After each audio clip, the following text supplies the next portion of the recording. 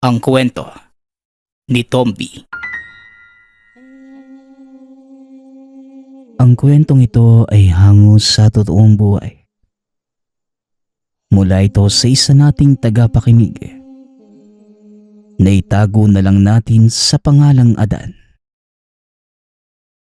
Taong 1999. Isla ng Panay. Huwag mong kalimutan na inumin yung tsaa na gawa sa sambong. Kahit bago ka matulog. Maganda ito nang mawala na yung pag-ubo mo at hingal. Bakit kasi hindi ka na lang maghanap ng bagong trabaho, apo? Delikado sa kalusugan mo na makalanghap ng abo mula sa usok ng uling. Wika ng manggagamot na si Lola Caridad. Habang ginagamot ang binatang si Adan. Edad 18. Maguling ang trabaho ni Adan. Bukod sa ganitong gawain, wala nang iba pang alam ang binata para kumita ng pera. Ulila na sa ina. Ama na lamang at kuya ang kasama sa buhay. Ngunit lasinggero ang tatay. Uuwi lamang ito para saktan siya habang ang kuya naman wala naman ding pakialam sa kanya. Simula nang mawala ang ina dahil sa malagim na aksidente na naging dahilan ng pagbabago ng pakikitungo sa kanya ng ama at kapatid. Kaya para mabuhay, nagsusumikap itong mag-uling. Hindi naman din nakapagtapos ang binata. Ang takbuhan naman ni Adan sa tuwing masama ang pakiramdam ay ang matandang si Lola Caridad. Bata pa lamang, ito na ang gumagamot sa mga sakit at pilay. Lola Caridad, alam niyo naman pong ito lang ang alam kong hanap buhay. At isa pa sa paguling, hindi ko kailangan makisalamuha sa ibang tao. Hawak ko pa ang oras ko. Walang nagmamando sa akin. Wika ni Adan. Mahiyaing binata at takot humarap sa ibang tao. Nakatatak na sa isipan niya ang palaging sinasabi ng ama. Nawala itong mararating sa buhay dahil mahina ang utak. Kaya naman nawala ng kumpiyansa sa sarili ang binata. Alam mo, iho, sa buhay natin, tayo ang gumagawa ng mga desisyon. Kapag sinabi mo sa sarili mo ng paulit-ulit na hindi mo kaya, hanggang diyan ka na lang. Ngunit sa oras na sinabi mong mas may igagaling ka pa at balang araw aasenso ka rin, nakadepende sa'yo kung alin sa dalawa ang katotohanang paniniwalaan mo. Tandaan mo yan, Adan. Wika ng matanda habang tinatapik siya sa balikat. Hindi nagtagal. Umalis na ang binata sa tahanan ng manggagamot. Umuwi na sa sariling tahanan. Hirap itong huminga at mabilis mapagod kapag naglalakad. Dahil sa sunod-sunod na pag-uuling sa kabundukan. Dagdag pa na minsan inaabot siya ng malakas na ulan sa pag-iipon ng kahoy. At madalas ding natutuyuan ng pawis. Dahil dito, ilang araw na itong hindi nakakapunta ng gubat at walang kita. Mabuti na lamang. May naitabi itong pera at ito ang ginagamit niya sa pang-araw-araw. Nasa trabaho ang ama at sa susunod na buwan pa ang balik. Sa isip naman ng binata, naroon man o wala ang ama, wala namang pinagkaiba. Wala itong amor sa kanya at mas mainam pang mag-isa na lamang sa buhay kaysa tiisin ang araw-araw na pambubugbog. Tao po! Adan? Andiyan ka ba sa loob? May dala akong tinola padala ni nanay. Pagtawag ni Benji. kaibigan at kinakapatid ni Adan. Simula nang mawala ang ina, ang pamilya na ni Benji ang balagi ang tumitingin sa kalagayan ng binata. Alam ng ninang ang ginagawa sa kanya ng ama. Ilang beses siya nitong inalok na doon na lamang manirahan. Subalit palagi itong tinatanggihan ni Adan.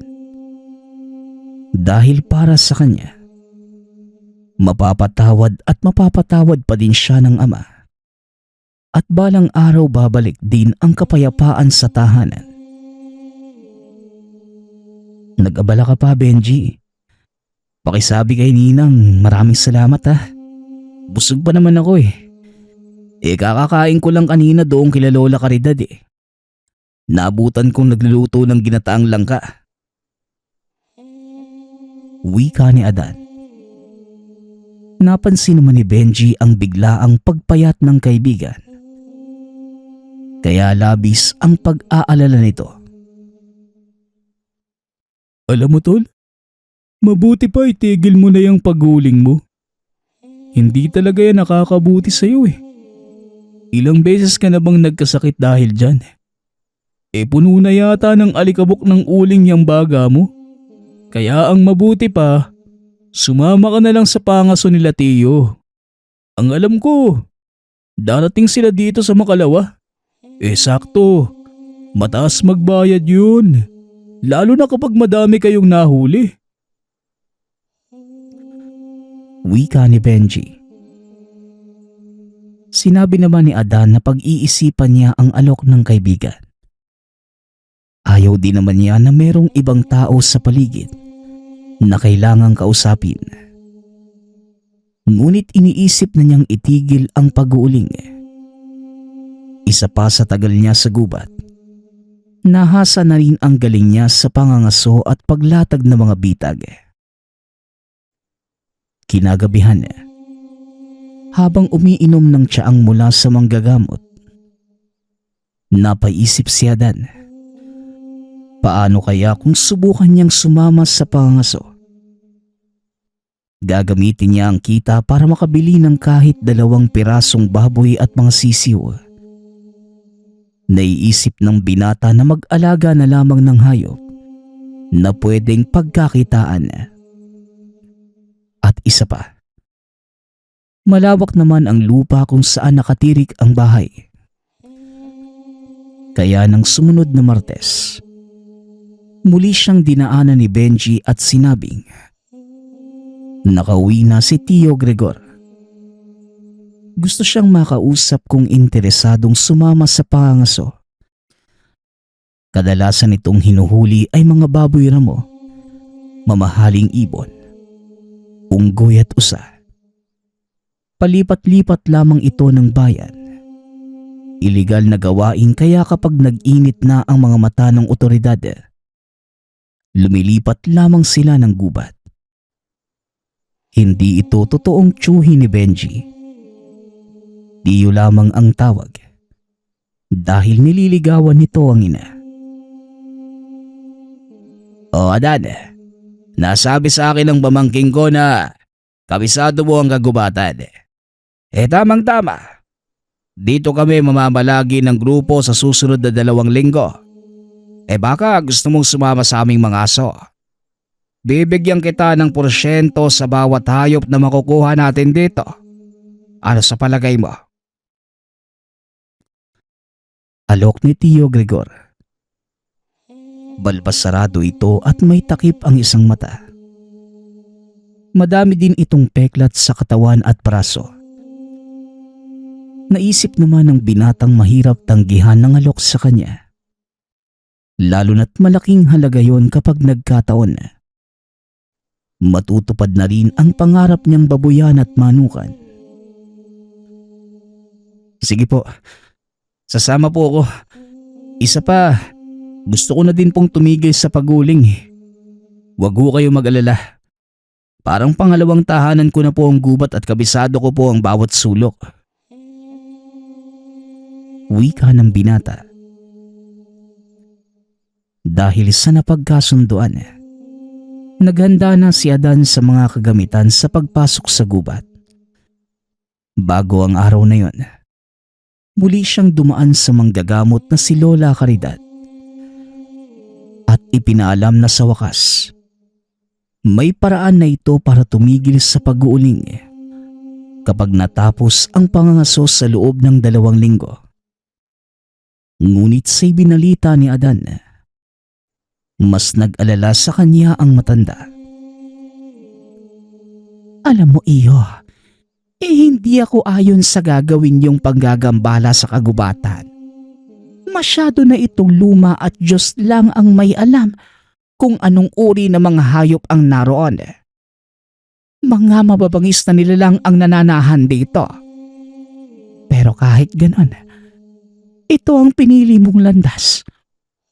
Kaya heto, dalhin mo ang kwintas na ito para matulungan kang mailayo sa kapahamakan. Mula pa yan sa mga ninuno ng angkan namin. Ayon sa lolo ko, pangil yan na matandang aswang na nagawang gapiin ng mga ninuno namin. Siglo na ang nakalilipas. Sa parehong gubat na papasukin niyo. Sana matulungan ka niyan at ingatan mo palagi ang sarili mo. Wika ng matanda. Iniabot ang kwintas na may palawit na pangil. Kulay kalawang ang palawit. Tila may bahid pa ng mga dugo. Subalit makintab ito at may kakaibang dating ang itsura. Labis naman ang pasasalamat ni Adan. Nararamdaman niya ang pag-aalala at pagmamahal ng matanda na hindi niya naramdaman sa kahit sinong kadugo.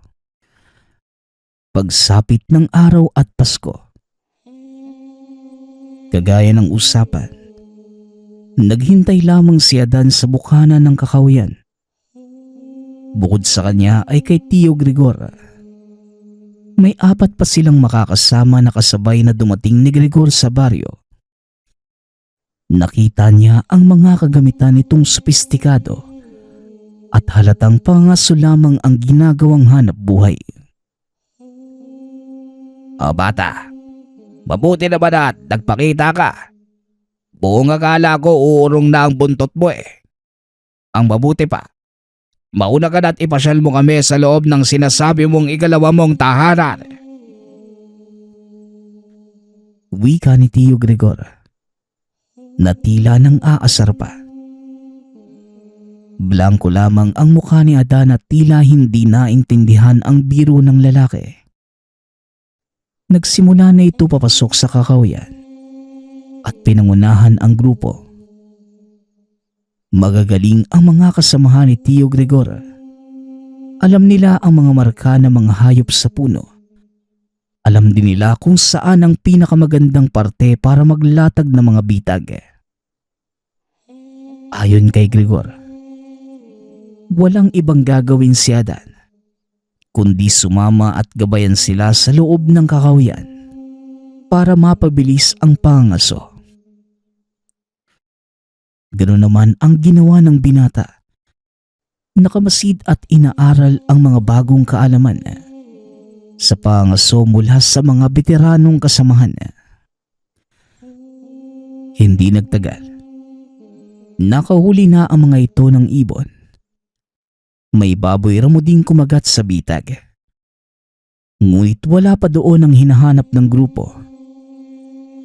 Habang naglalakad si Adan sa mga nailatag na bitag, narinig niya ang 2 sa mga kasamahan na nag-uusap tungkol sa totoong pakay nila sa gubat na yon. Ang mailap at misteryosong aswang na napapabalitang matagal nang naninirahan sa lugar. Ayon pa sa mga ito, kung sakaling mahuli nila ang aswang, sigurado ang pagyaman nila dahil dadami ang parokyanong interesado at handang magbayad ng malaking pera sa oras na makahuli ng buhay at totoong aswang. Nangamba naman si Adan sa narinig. Matagal na itong naninirahan sa baryong yun. Ngunit wala naman siyang nabalita ang sinalakay o pinatay ng aswang sa gubat. Hindi niya lubos maisip na ang kakahuyang kung saan siya madalas natutulog sa itaas ng mga puno, tahanan din pala ng kinakatakutang aswang. Nahuli naman itong nakikinig ni Mang Gregor. O bata, anong ginagawa mo? Hindi ka ba naturuan ng mga magulang mo na huwag makikinig sa usapan ng matatanda? Sige na, doon ka na.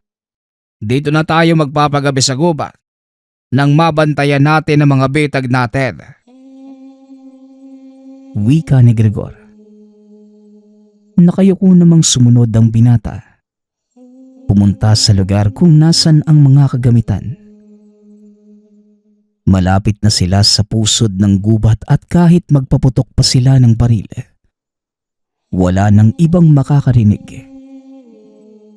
Naganda ng duyan si Adan. Habang ang mga kasamahan ay may dalang tent na matutulugan. Bandang 4:00 ng hapon, tumigil na sila sa pangaso at nagbalikan na sa pagpapahingahan. Kinagabihan, ilang ligaw na itik at mga malalaking paniki ang nahuli ng mga kasamahan niya. Nakagad namang isinugba sa baga para maihaw. Napakaraming karne ang nasa harapan ni Adan ng gabing yun, na labis namang ikinatuwa ng binata. Madalas mga ligaw na manok lamang ang hinuhuli niya, dahil wala naman siyang gagawin kung sakaling makahuli ng baboy ramo. Masyadong maraming karne para sa kanya at delikado. Malalim na ang gabi. Magkakarap sila sa may apoy. Nagkikwentuhan ng mga karanasan sa mga nagdaang pangangaso sa iba't ibang panig ng bansa. Lumalabas na tinipon talaga ni Mang Gregor ang mga kalalakihan sa iisang pakay. Base sa narinig ni Adan, halos lahat ng hayop na alam niya nagawa ng mahuli ng mga ito. Ngunit tila labis ang pagkauhaw nila sa mga bagong tuklas na nilalang na maibebenta sa ilegal na merkado. Kaya nang ialok ni Mang Gregor sa kanila ang oportunidad na makahuli ng aswang, walang pagnadalawang isip nila itong tinanggap. Habang nasa kasarapan ng pag-uusap, bigla silang nakarinig ng pagsigaw ng malaking baboy ramo na tila naipit o nasaktan. Aba, may baboy ramo na namang nahulog sa bitag. Ang mabuti pa, tignan nyo na. Baka mamaya masayang ang pagbebentahan natin yan. Siguraduhin nyong hindi mapipilay. Utos ni Mang Gregor sa mga kasamahan. Habang si Adan naman, naroon lang at nakamasid sa apoy at pinipisil ang palawit na kwintas na bigay sa kanya ng matandang manggagamot. Nakita naman ito ni Mang Gregor. Nagtanong kung anong pangil yun at saan nakuha. Dahil alam niya ang pakay nito, naisipan niyang ilihim ang tungkol sa kwintas. Baka mamaya, si Lola Caridad pa ang kulitin ng mga ito tungkol sa mga aswang. Bigay lang po sa akin Pangpaswerte daw. Pangil po yata ng unggoy. Mang Gregor, ano po ba yung plano nyo? Paano po ba tayo makakahuli ng totoong aswang? Di ba, delikado yun? Tanong ni Adan para mailihis ang usapan. Madali lang yan, bata. May mga nabili akong gamit. Kaya nung magpabagsak kahit malaking elepante. Kaya siguradong sa oras na makakita tayo ng isa, mahimbing ang magiging tulog nun. At saka... Natigil sa pagsasalita si Mang Gregor dahil biglang nagsigawan ang mga kasamahan na inutusan niyang kumuha sa baboy ramo. Napabalikwas ito at nagulat maging si Adan dahil sa nakakakilabot na sigaw ng baboy ramo. Kinuha ni Mang Gregor ang baril at isang maliit na lalagyan may mga botelya. May dala din itong kakaibang baril. Alam ng binata na yon ang sinasabi ni Mang Gregor na kayang magpabagsak sa aswang. Ngunit ganoon na lamang ang gulat na naramdaman nila nang makitang 2 sa 4 na kasamahan nakahandusay na at duguan. Ang isa dito ay wala ng paa habang ang isa naman wakwak na ang tiyan. Hinahanap nila ang 2 na naunang sumugod, ngunit hindi na nila ito natagpuan. Sumisigaw na si Mang Gregor at tinatawag ang mga kasamahan, habang si Adan naman ay nakatulala lamang. Hanggang sa napatingin si Mang Gregor sa itaas ng puno.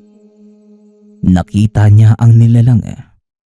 Nakagat-kagat ang isa pang kasamahan. Doble ang laki nito sa kanila. Kaya natulala si Mang Gregor sa nakita. Ngunit nang maramdaman ni Mang Gregor ang pagpatak ng dugo sa balikat, mabilis nitong kinuha ang baril at pinutok sa nilalang. Natamaan niya ang aswang. Kargado ito ng pampatulog. Kaya sa oras na bumaon sa laman ng nilalang, mabilis namang gagapang ang gamot. Oy bata, huwag kang tumunganga lang dyan. Akin na yung lambat at panali. Bilisan mo! Sigaw ni Mang Gregor. Maya-maya pa dumating na rin ang isa pa sa mga kasamahan. Sila na lamang 3 ang natira. Sa wakas, ang aking tropeyo. Makikilala ko sa mundo dahil sa nilalang na ito. Siguradong milyon ang magiging halaga nito sa oras na mahuli ko. Wika ni Mang Gregor. Nagulat si Adan na sumabay din sa pagtawa ang isa pang kasamahan. Sa tingin niya, tila nababaliw na ang 2.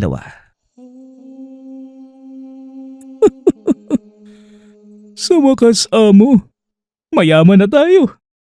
Makakapagpahinga na ako sa nakakapagod na buhay mga ngaso. Wika ng isa pang si Baldo. Ang tanging nakaligtas sa 4 na kalalakihang dinumog ng aswang. Nang maigapos ang nilalang, pinagtulungan nila itong nilabas ng kakawian. Habang naglalakad, panay naman ang kwento ni Baldo sa mga plano. Sa oras na makuha ang parte kapag naibenta na ang aswang. Natanaw na nila Adan ang labasan ng gubat. Ilang metro na lamang at nasa bukana na sila ng baryo. Biglang huminto si Mang Gregor at humarap sa mga kasamahan. Huwag kang mag-alala, Baldo. Siguradong ito na ang huli mong pagod sa pangaso. Makakapagpahinga ka na. Wika ni Mang Gregor. Kasabay ng pagpapaputok ng baril sa noo ni Baldo. Walang buhay itong pumagsak sa lupa. Marahang hinila ni Mang Gregor pabalik sa kakawian at sinindihan ang katawan. Natulala si Adan sa nasaksihan. Alam ng binata na siya na ang susunod. Subalit hindi niya magawang kumilos dahil sa labis na panginginig ng tuhod. Pasensyahan na lang tayo, bata. Ako lang ang pwedeng makinabang sa aswang na ito. Ngayon, may 2 kang pagpipilian. Ang hilahin itong aswang o isunod kita kay Baldo. Mabili ka. Wika ni Mang Gregor. Ngunit alam niya na kahit anumang piliin niya, papatayin pa rin siya nito. Kita niya sa mga mata ni Mang Gregor ang pagiging ganid at lango sa tagumpay. Subalit isang bagay ang nagpabaliktad ng lahat. Naisip ni Adan. Mas malaki ang tsansang mabuhay sa oras na mapakawala ng aswang. Lingid sa kaalaman ni Mang Gregor. Nang pinaputukan niya ng baril si Baldo at sinindihan ng katawan niya, nakita ng binata ang pagkilos ng kamay ng aswang. Gising na ito at naghihintay lamang ng tamang tiyempo. Kaya habang kinukuha ni Mang Gregor ang mga kagamitan, dali-daling kinuha ni Adan ang matalas na itak. Kagad niyang hiniwa ang mga dugtungan ng lambat. Makawala lamang ang aswang. Mataas na uri ng gabunan ang nahuli nila. Ang gamot na inaasahan ni Mang Gregor na magpapatulog dito ng isang buong araw. Kaunting minuto lamang pala ang epekto sa nilalang. Pagharap ni Mang Gregor kay Adan, matalim na kuko ang bumuon sa sikmura niya at tagos sa likuran. Kagad na kinagat ng aswang ang ulo ng lalaki. Matapos yun nabaling naman ang atensyon nito kay Adan na nakatayo lamang at hindi magawang makagalaw. Nakatulala lamang ang binata habang pinagmamasdan ang nilalang. Matalinong pagpapasya mortal. Nagkataong nailabas ako ng tampalasang dayong ito sa kagubatan. Yun ang hudyat ng pagtatapos ng kasunduan sa pagitan ng baryo nyo at ng angka namin. Magpasalamat ka rin. Pamilyar ako sa amoy mo dahil sa makailang ulit mong pagpapabalik-balik dito sa gubat. At iyang suot mong kwintas. Yan ang sagisag ng tapat naming pagsunod sa kasunduan. Pag-iwas sa pag-atake sa baryo nyo. Ingatan mo yan. Siguradong maraming bagay pa ang maitutulong niyan sa'yo. Nawa ay magsilbi din itong babala sa inyo at sa mga magtatangkang guluhin ng katahimikan ng gubat. Maraming salamat sa iyo, kaibigan. Wika ng gabunan. Nanlaki ang mga mata ni Adan. Kung nagkataong pinangibabawan siya ng takot at sumunod kay Mang Gregor, buhay pala ng mga kabaryo ang magiging kabayaran. Dahil din sa suot niyang kwintas, wala namang masamang ginawa sa kanya ang aswang. Naglakad lamang ito pabalik sa kakawian. At hila ang katawan ng walang buhay na si Mang Gregor. Nang makabalik sa baryo, tulala ito at nangihina. Nang tanungin naman nila Benji kung nasan ang tiyuhin, sinabi na lamang ng binata na iniwan siya ng mga ito at hindi na natagpuan pa sa kakawian. Matapos silang habulin ng malaking nilalang. Kinabukasan, binalikan ito ang lugar kung saan nila naiwan ang lahat ng kagamitan. Nakuha ni Adan ang bag ni Mang Gregor na naglalaman ng pera, maging ng mga mamahaling gamit. Itinago niya ang baril maging ang mahalagang gamit ng mga kasamahan nito. Inilihim niya ang lahat at binao na lamang sa limot. Nagpasya si Adan na mag-umpisa na ng bagong buhay. Bumukod ito ng tahanan. Nanirahan sa bahay ni Lola Caridad. Nawala na siya ng pag-asang magkaayos pa sila ng ama at kapatid. Simula nang mangyari ang kaganapang yun, malaki ang pinagbago ng buhay ni Adan. Hindi man niya nakuha ang pera sa pagbebenta ng aswang. Ngunit dahil na rin sa perang nakuha kay Mang Gregor, maging na mga mamahaling gamit na naibenta niya sa mataas na halaga, nagpatayo ito ng manukan at babuyan. Magpasa hanggang ngayon, Dala pa rin niya ang bigay ni Lola Caridad. Napangil ng aswang. Ang susunod nating kwento ay mula sa isa nating tagapakinig. Naitago na lang natin sa pangalang Nilo. Taong 2005. Probinsya ng Iloilo. Nang mga panahong ito, 4 silang magkakapatid na nag-aaral sa kolehiyo. Ngunit si Nilo, siya lamang ang nakakasama ng mga magulang sa tahanan. Dahil ang 3 ay namamalagi sa syudad. Tagabantay lamang sa palaisdaan ang trabaho ni Tatay Rene. Habang si Nanay Bani naman, ito ang katuwang niya sa lahat.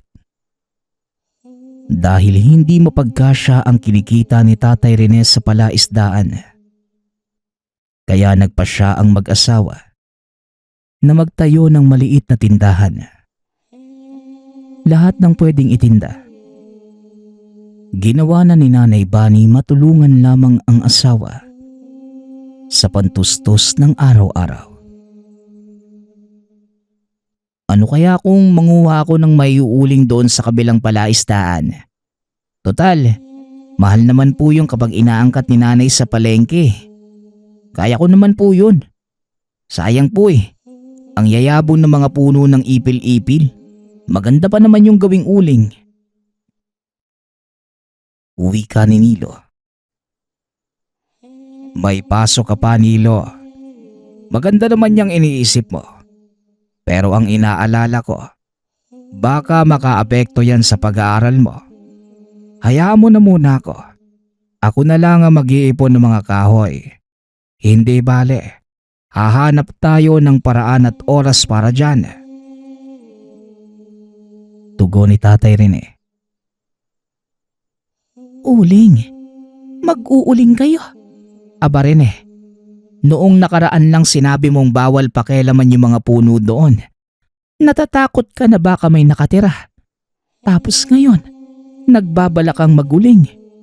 Nako, baka mamaya imbes na ikabuti, kasama pa natin yan.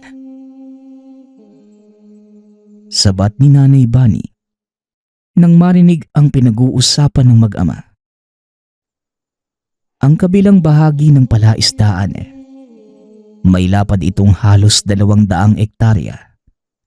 Kaya hindi niya nagawang malibot ang buong lugar. Sa isip ni Tatay Rene, kukuha na lamang siya ng makokontratang tao sa plano. Nangihinayang ang ama na hindi ito nagagamit. Dahil lamang sa takot na baka may nakatirang nilalang sa lugar. Sa kabilang banda, malaki ang maitutulong nito para matanggal ang mga puno at malinis ang lugar. Dati pa yun, Bani. Yun ang sinabi sa akin ni Nanang Ebang. May maligno daw. Pero matagal nang patayo matandang yon. Sigurado naman, pwede na nating linisin ang kabilang ibayo ng palaisdaan. Tsaka isipin mo, ilang taon na ba tayo nakatira dito? Kung may maligno man, di sana naabot na tayo. Wika ni Tatay Rene. Oo nga tay, kung tsabahin natin si Nonong at Fred, marami pa tayong pwedeng isama . Sama ko kaya si Tomas at Leon. Magbitbit lang tayo ng galon ng tuba o vino. Sigurado ko, malilinis yan nang wala sa oras. Anong taon no? Naniniwala pa rin kayo sa mga maligno nay? Hayaan nyo na po. Aabisuhan ko mga kabaryo natin. Papatulong tayo sa pagputol at paglilinis ng lugar. Sayang din yun tay. Hindi man lang natin napapakinabangan. Dagdag ni Nilo. Napatango naman ang ama sa sinabi ng anak. Alam nilang maraming kakilala si Nilo na makakatulong sa kanila. Kinabukasan, maaga pa lamang nauna ng sinuyod ni Tatay Rene ang gubat. Bit-bit ang pangtabas ng damo. Sinubukan niyang magtanggal ng talahib sa daanan, papunta sa kabilang bahagi. Halos lagpas tao ang mga tumutubong damo sa lugar. At habang nagagapas, biglang napatalon si Tatay Rene nang may makita itong napakalaking sawa na nakaharang mismo sa daanan. Sa paglalarawan niya, halos sinlaki ito ng puno ng niyog. Dahil sa kaba napatakbo palayo sa lugar si Tatay Rene. Habol hiningang napahinto sa gitna ng palaisdaan ng ama. Laking palaisipan kay Tatay Rene ang nakita. Hindi niya akalain kung paano nagkaroon ng ganong hayop sa lugar. Gayong may ilan namang napapadaan doon. Lalo pat malapit ito sa ilog kung saan marami ang namamangka. Bago magtanghali, umuwi na muna ang ama at inabisuhan ang anak sa panganib kung sakaling itutuloy ang pagputol sa mga kahoy. Ano ho? Sawa? Paano naman magkakaroon ng sawa doon, tay? Di ba? Daanan din yun minsan ng mga namamangka. Saka imposible naman po yung sinasabi mo, tay. Sinlaki talaga ng puno ng nyug. Tanong ni Nilo. Hindi ako nagkakamali, anak. Ilang taon nang hindi nagagalaw ang bahaging yon. Kahit sabihin na daanan yun ng ilang namamangka, baka hindi lang nila natsyetsyempohan. Saka kung nadaan man sila, madalang nasa bangka. Delikado yun, anak. Kaya nung lumunok ng buong tao. Tugon ni Tatay Rene. Mukhang kulang yata sa tulog ang tatay mo, anak. Pero alam mo rin mas maigi nga na malinis ang lugar. Tsaka para matanggal din yung sinasabi mong sawa. Malapit lang yun sa atin Nako, baka tayo pa ang gawing pagkain kapag nagutom. Ngayon pa lang magpatulong ka na sa mga kabaryo natin. Dagdag ni Nanay Bunny. Natahimik si Tatay Rene habang nag-iisip. Ayon sa kanya, may punto ang asawa. Mas maganda kung malaman nila kung ano pa bang mga hayop ang naroon sa lugar. Dagdag pa ni Tatay Rene. Baka nga kulang lamang sa tulog o kaya naman namamalikmata lamang. Matapos ang pag-uusap na yon, kaagad namang nagpaalam si Nilo. Sasabihan na niya ang mga makakatulong sa kanila.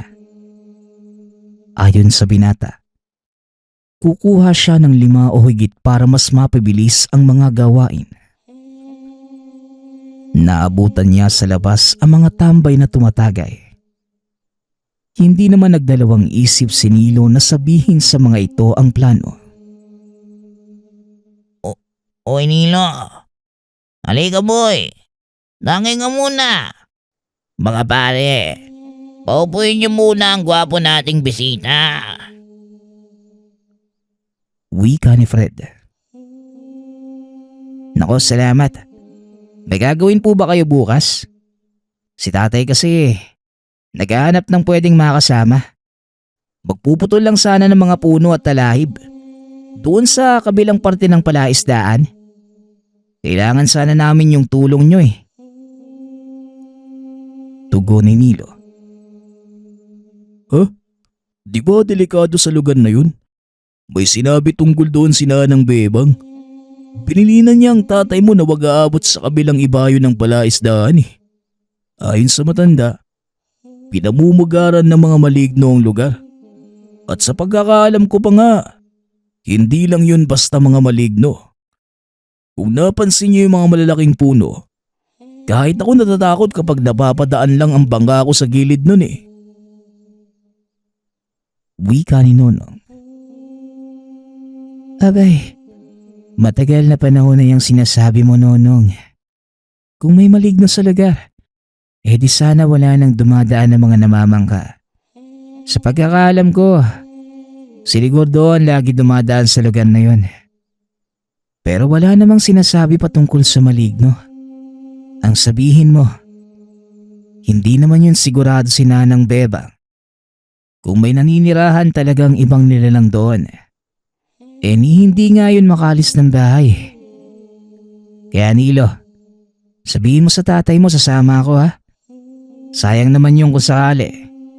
Isama natin si Panong, yung sinasabi nilang may kambal ahas. Para masubukan kong totoo. Sa pagkakaalam ko, malakas ang pakiramdam nun kung may mga ganong hayop. Tugon ni Tomas. Maging ang iba pang mga kasamahan sumang-ayon sa sinabi nito. Tumugon ang mga ito na sasama sa paglilinis basta may galon ng tuba o vino. Natawa na lamang si Nilo sa sinabi ng mga tambay sa lugar. Maging ito ay napatagay na lamang din para makisama. Kinaumagahan, si Nilo na ang naghanda ng mga gagamitin. May mga dinala itong mga pangtabas ng damo, itak at palakol. Nagdala din ito ng tubig. Habang si Nanay Bani naman ang bahalang magluto at maghatid ng makakain. Kapag nagutom kayo mamaya, pumunta na lamang kayo sa malapit na kubo ha. Doon na ako maghahanda. Mahirap kumain kapag doon pa sa gagapasan nyo. Sa kanilo, saan ka ba kukuha ng galon ng tuba? Babaunin nyo ba? O dito na lang din mamaya? Wika ni Nanay Bani. Nay, mas maganda kung may baong kami para ganahan sila sa trabaho. Alam mo naman yung mga yun Kailangan ng gas para makapagtrabaho. Tugon ni Nilo. Nilo anak, mahirap na ha. Baka malasing sila at hindi makapagtrabaho ng tama. Dito na lang kayo mamaya. Saka anak. Naudlot si Tatay Rene sa sinasabi. Dahil biglang dumating sina Tomas at Nonong. May dala-dala din silang mga gamit pang tabas. Kasunod si Fred at Panong napasa ng galon ng tuba. Nagtatawanan pa ang mga ito habang nilalatag ang mga dala. Nako, sa oras na lumabas ang sawa na yan, meron na tayong pulutan. Sa talim nito, naku, kahit maligno sa puno, hindi sasantuin ang ita ko. Natatakam na ako sa adobong sawa. Wika ni Fred. Naku, umandar na naman yung kayabangan mo. Bago tayo magsimula, magbibigay galang muna tayo ha. Baka naman talagang maligno ang nakita niya. Mahirap na. Kahit gaano pa katalim ang hawak mong itak, walang panama sa oras na mapinsala natin sila. Abay, gusto ko pang uminom na maraming tuba, no? Tugon ni Nono. Ako nang bahala. Kailangan lang muna nating malaman ang kondisyon ng lugar. Huwag kang mag-alala, Rene. Lasinggero kami pero sa mga ganito, eksperto kaming 5. Susukatin muna natin kung gaano kalapad ang lugar. Pero syempre, ako na ang mauunang tumingin. Wika ni Panong. Meron itong pinakita na marka sa katawan. Ayon sa kanya, ipinanganak siya na may kakambal na dignum ng ahas. Kaya kung nag-aalala si Tatay Rene dahil sa mga nakita, sinisigurado ni Panong na siya na ang bahala sa lahat. Dagdag pa nito, laki siya sa bundok kaya marami itong alam na hindi karaniwan sa normal na tao. Hindi na nagsalita pa si Tatay Rene. Hindi din niya alam kung may katotohanan ang sinasabi nito. Tama na nga po yan. Ala, sige na. Kailangan natin maagang matapos. Hindi lang po tuba o vino ang partihan sa oras na matapos nating linisan ng lugar. Siyempre, mag-uuling tayo at iba pa ang partihan nun. Wika ni Nilo. Maganda kung pantay-pantay ang hatian. Alam niyo naman, may mga pamilya din kami. Saka hayaan niyo, pagbubutihin naman namin ang trabaho. Tugon ni Panong. O siya, ayos na yon. Nilo, kung mas maganda yon sa lahat. Saka sila naman ang gagawa. Makikisalo lang tayo. Siya nga pala, magbitbit kayo ng posporo. Sigurado akong malago ang mga damo sa lugar. Sunugin nyo na lang nang hindi kayo mahirapang magtabas. Dagdag ni Nanay Bunny. Sumang-ayon naman ang lahat. Ilang sandali pa binagtas na nila ang daan papunta sa lugar. May kalayuan ang parteng paggagapasan. Kaya may mga bitbit din silang pangsaklob sa ulo. Habang naglalakad, pasa ng 5 ang galon ng tuba at nagpapalitan pa ng tagay. Napailing na lamang ang mag-ama sa ginagawa ng mga kasamahan niya. Hanggang sa itinaas ni Panong ang isang kamay at napahinto ang lahat. Tanaw na nila ang lugar. Halos ilang metro na lamang ang pagitan. Biglang napaluhod si Panong at dumukot ng lupa. Inamoy at may mga katagang binigkas. Habang pagapang na tila may hinahanap. Nako, lasing na yata tong kasama natin eh. Mukhang iba na ang kilos. Hoy Panong, ano bang ginagawa mo? Abay tumayo ka nga dyan para kang aso. Si Tani Tomas. Nanlaki ang mga mata ni Nilo. Nakita niya mismo ang mga marka sa katawan ni Panong na nag-iba ang kulay. Tila naging kakulay ito ng sawang gubat. Ilang saglit pa ang lumipas nang maabot nila ang lugar na itinuturo ni Tatay Rene na unang ginapasan. Napahinto sila dahil biglang kumumpas ang kamay ni Panong. Halos humalik pa ito sa lupa habang sumisinghot. Nararamdaman mo pa? Tama ako no, Panong? Tanong ni Tatay Rene. Ngunit tahimik lamang si Panong habang may bakas na sinusundan. Hanggang sa inabot niya ang napakalaking puno ng mayapi. Doon tila nagkaroon ng pangitain si Panong. Tumingala na tila may kung anong sinasambit. Nakamasid lamang ang mga kasamahan niya. Habang unti-unting nilalapit ni Panong ang sarili sa nasabing puno. Ayon sa pangitain, isa-isa silang nililingkis na mabagsik na nilalang. Tao ang katawan, pero malaahas ang ibabang parte. Dagdag pa ni Panong, walang makakaligtas sa kanila. Ang mga dugo nila ang lalamunin ng puno at ang katawan nila ay magkakapira-piraso. Ilang sandali pa ang nakalipas. Biglang sumigaw si Panong ng malakas. Nagkasundo na ang mga kasamahang lisanin ang lugar. Sa estado ni Panong, tila wala na ito sa sarili na humarap sa kanila habang nanlilisik ang mga mata. Panong, ano bang nangyayari sa'yo? Nako, mukhang sinasapian na ng maligno. Panong, pare kami to!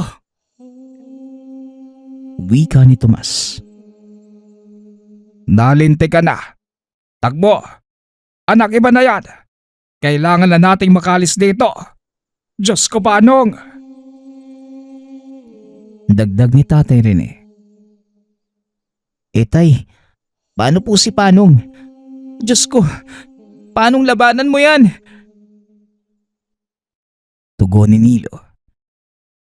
Wala sa loob na kinuha ni Nilo ang galon ng tuba. Ibinuhos sa nagwawalang si Panong. Bigla naman itong nanginig ng malasahan ang maasim na tuba. Halos maiyak naman ang mga kasamahan nila nang makita na bigla na lang humandusay si Panong. Kinuha ni Tatay Rene ang posporo. Sinindihan ang mga damong nakapaligid sa lugar. Lumiyab ang paligid dahil mainit ang panahon at maraming tuyong dahon na nagkalat. Dahil sa mga pangyayari, hindi nagdalawang isip si Nilo na alalayan si Panong. Maging si Tomas at Nonong, tumulong na din sa kanya. Mabilis nilang nilisan ang lugar sa pag-aakalang mapapahamak ang buhay nila kung ipipilit ang nais. Minuto lamang nang nakaabot sila sa kubo kung saan sinalubong naman sila ni Nanay Bani na sobrang nag-aalala. Bani, dalian mo. Iayos mo ang papag. Utos ni Tatay Rene. Ano bang nangyari?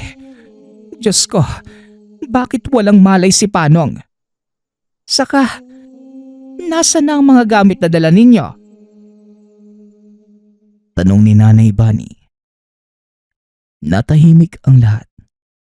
Biglang binalot ang buong lugar ng napakalakas na paghiyaw. Napakrus pa sila ng sabay-sabay. Habang si Nanay Bani naman, kalmadong inaayos ang higaan kay Panong. Sigurado ko, nabulabog natin ang mga maligno. Huwag na tayo magpagabi dito. Rene, uuwi na kami. Wika ni Tomas na namumutla na sa takot. Aba, kanina lang ang tapang-tapang mo eh. Rene, bakit mo pa kasi sinunog? Panong, pare, gumising ka na. Hindi namin alam ang gagawin. Tugon ni Nonong. Halos maiyak na si Fred sa pag-aakala na ito na ang kanilang magiging katapusan. Ilang saglit pa, bigla na lamang kumalma ang paligid. Nahinto ang mga sigaw na kanina lamang bumubulabog sa lugar. Bago pa man naggabi, nakabalik na sila ng baryo. Ang buong akala nila doon na matatapos ang lahat. Nanatili pa rin na walang malay si Panong. Inalalayan ito ng mga kasamahang marating ang tahanan niya. Mukhang kailangan na natin ng manggagamot. Pasensya na po sa nangyari kay Panong. Nanang Sifa, kahit kami, hindi namin kayang ipaliwanag ang mga nangyari.